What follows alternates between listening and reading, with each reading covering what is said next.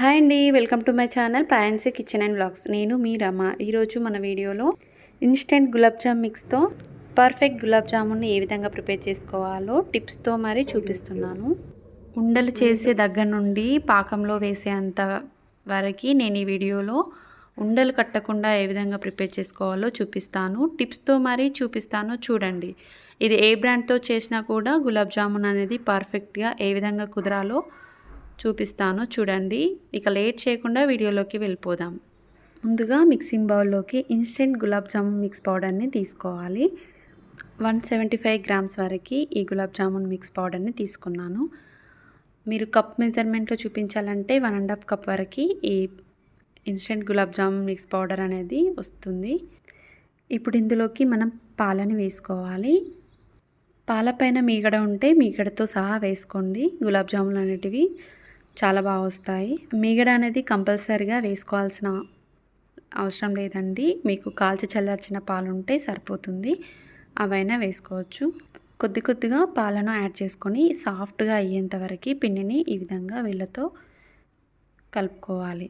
గట్టి గట్టిగా కాకుండా సాఫ్ట్గా అయ్యే విధంగా కలుపుకోవాలి. మనం ఇప్పుడు మూత పెట్టి ఒక 5 మినిట్స్ వరకు పక్కన పెట్టేద్దాం. 5 మినిట్స్ తర్వాత పిండిని ఒకసారి ఈ విధంగా కలుపుకోవాలి. ఇలా కలుపుకున్న తర్వాత కొద్ది కొద్దిగా పిండి ముద్దను తీసుకొని ఈ విధంగా అరచేతిలోకి తీసుకొని కొంచెం ప్రెస్ చేసినట్టు చేసి ఆ తర్వాత స్లోగా రౌండ్ షేప్ వచ్చే విధంగా చేసుకోవాలి. ఇలా చేయడం వల్ల గులాబ్ జామున్ పైన క్రాక్స్ రాకుండా చాలా ఈజీగా చేసేసుకోవచ్చు.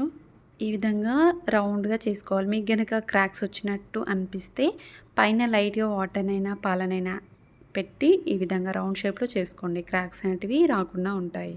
గులాబ్ జామ్ ఉండల్ని ఈ విధంగా రౌండ్గా అన్నీ చేసి పెట్టేసుకున్నాను. స్టవ్ ఆన్ చేసి ఒక కడాయి పెట్టుకోవాలి. అందులో డీప్ ఫ్రైకి సరిపడంత ఆయిల్ని వేసుకోవాలి. గులాబ్ జామ్ను ఫ్రై చేయడానికి వీలుగా ఉండే అంత కడాయిని పెట్టుకోవాలి. మంటని మీడియం ఫ్లేమ్లో పెట్టుకొని ఆయిల్ని హీట్ చేసుకోవాలి. తక్కువ ఆయిల్లో వేసి ఫ్రై చేస్తే గులాబ్ జామున్ అనేటివి సరిగ్గా ఫ్రై అవ్వండి.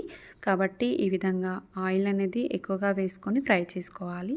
ఒకేసారి ఆయిల్లో గులాబ్ జామ్స్ వేయకుండా ఒకటి తర్వాత ఒకటి వేసుకొని ఫ్రై చేసుకోవాలి. వీటిని హై ఫ్లేమ్లో కానీ మీడియం ఫ్లేమ్లో కానీ ఫ్రై చేయకుండా లో ఫ్లేమ్లో ఫ్రై చేసుకోవాలి. ఇలా లో ఫ్లేమ్లో ఫ్రై చేయడం వల్ల ఉండలు కట్టకుండా ఉంటుంది. ఈ విధంగా మంచి కలర్ వచ్చేంత వరకు ఆయిల్లో ఫ్రై చేసుకొని ఒక ప్లేట్లోకి తీసేసుకోవాలి. సేమ్ ఇదే ప్రాసెస్లో మిగతా గులాబ్ జామ్ ఉండల్ని ఈ విధంగా ఫ్రై చేసుకొని ఒక ప్లేట్లోకి తీసుకొని పక్కన ఉంచుకోండి. ఇప్పుడు మనం పాకాన్ని ప్రిపేర్ చేసుకుందాం. ఒక బౌల్ తీసుకోవాలి. అందులో మనం gulab jam mix powder 1.5 cup వచ్చింది కాబట్టి మనం ఇక్కడ 3 కప్స్ వరకు వాటర్ని తీసుకోవాలి.